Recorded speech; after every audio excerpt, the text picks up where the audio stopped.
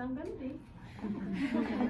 Hey, good morning, and Marta, thank you for this opportunity of working with you and getting up here and sharing my story with all of you lovely women. I'm going to start today with awareness, something we take for granted. I mean, there are times, especially as moms and grandmoms and aunts, that you have to be aware of where your kids are, what they're doing, and everything else. Bless you. And you know, there are so many things that we are aware of, but there's also a lot of things that we are not aware of. We're not aware of our toes. We're not aware of our teeth. Most of the time, we're not aware of our brains. That is, of course, unless something's going wrong. You have a blister on your toe, you know you got toes. You can't chew on the left side of your head, you know you've got teeth. For me, it was brains. I became profoundly aware in September of 2009. I was waking up, figured, wait a minute, this isn't my bed, and I had wires attached to me.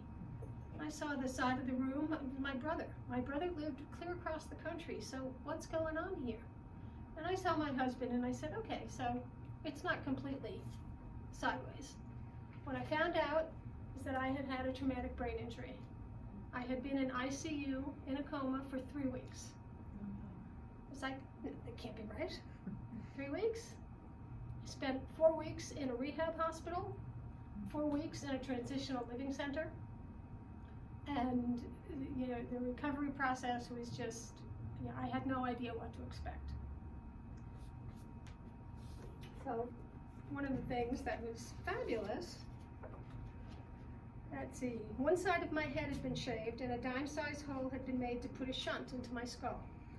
A probe had been inserted into my brain to monitor my intracranial pressure.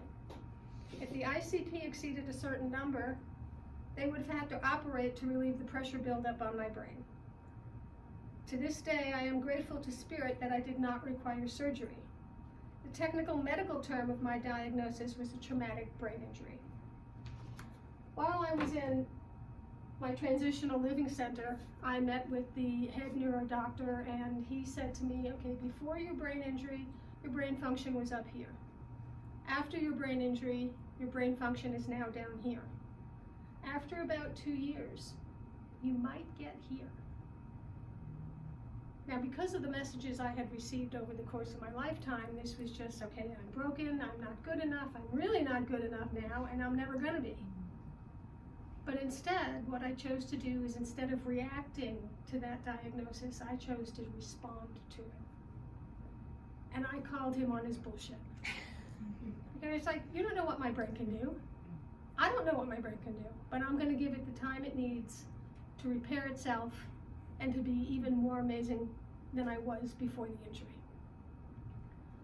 So with the support of my husband, I moved my family from California to Colorado to a 6-acre ranch down in Sedalia, started my business. I'm now an award-winning author. I have a successful business, and I work with women and couples to help them unravel their stories so that they can be the amazing people that they were supposed to be. So one of my favorite quotes is, perhaps we need to let go of who we think we are to become who we really are supposed to be. So, whiteboards. People, you familiar with whiteboards? Back in the day, before Zooms, before technology, we used whiteboards. And if you're familiar with a whiteboard, every time you write a message on it, and you do the same presentation to different groups over and over again, when you erase the messages, you can still see the words. And that's what happens over the course of our lifetime. So what I'm going to do over the next few minutes is give you 3 different activities or examples that you can use to start unraveling your stories. The first one is becoming aware of what your stories are. For me, my first awareness of the story was when I was probably about 10. We were on vacation. My sister and her girlfriend were going out on the lake on the boat. She didn't want her little sister tagging around with her. But what I found out is that if I bought a tank of gas or if I bought lunch, they would let me come with them. So I wasn't good enough by myself, but I could buy my way into community. The second was then when I was early on in my career, I was administrative assistant, and my boss told me, now that you're working for me, he was the CEO of the company, now that you're working for me, everyone's going to want to be your friend. But only because you work for me, because they're going to want to get information on me. Well, instead of saying, are you kidding me? I was like, well, yeah, sure, that's the message I've gotten, written on my whiteboard over and over and over again. So I was working with a client, and she had a similar story to mine. And what I wanted her to do, or what I do, is I partner with my horses to help you unravel your stories. And I said, okay, you have a similar story to mine, so I had to be aware of my own triggers. And I said, just go up to the herd of horses and connect with them. And every time she tried to connect with a horse, they would either ignore her or walk away. Well, that's very, familiar to anyone who has the same story as me. It's, well, I'm not good enough, so why would they want to connect with me? So as I was working with her, and we unraveled her story about where it began and how she got to where she was, and helped her realize that it's just a story and you can change it anytime you want to, she was able to change her story. And as we were working, 2 of the horses came up to her on their own accord. And I said, okay, now just take it in. What I want you to do is walk away. And as she walked away, they both followed her. I said, see, you're worth being a friend. You're worth having that relationship. So the second thing we're going to talk about is triggers. Triggers, you have to be aware of what your triggers are. And triggers are automatic. Because of the stories we were told over the course of our lifetimes, the triggers are automatic. I was working with a client who wanted to figure out why she kept sabotaging herself every time she got close to being successful. So her story about being successful was that her father was very successful, and he had a successful business, and he was never with the family. He didn't have time for the family. He couldn't do anything with them. And what she overheard her parents, their friends talking about, was that they all thought he was a complete asshole. And she was like, okay. So I said, your story about success is that you have to give up your family and be a complete asshole. And she was like, oh my God, I never thought of it that way. No, because it's automatic. This is what we were told. This is what we know. So we helped unravel her story. As we were unraveling her story, one of the horses came over and kept trying to push her chair over with her in it. And I was like, see, he's being a complete asshole. You don't have to be that way. And she was like, okay, I can, once she accepted it, he blew out, did a full body shake, and walked away. It's like, okay, so there you go. So the last thing we want to talk about is our reactions. We don't want to have reactions. Reactions are automatic.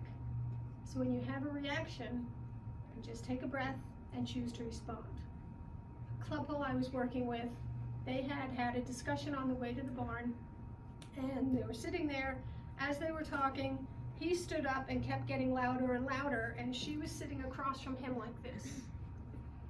So I'm deciding whether I change his reaction into a response or change her reaction into a response, because it was a very familiar dynamic.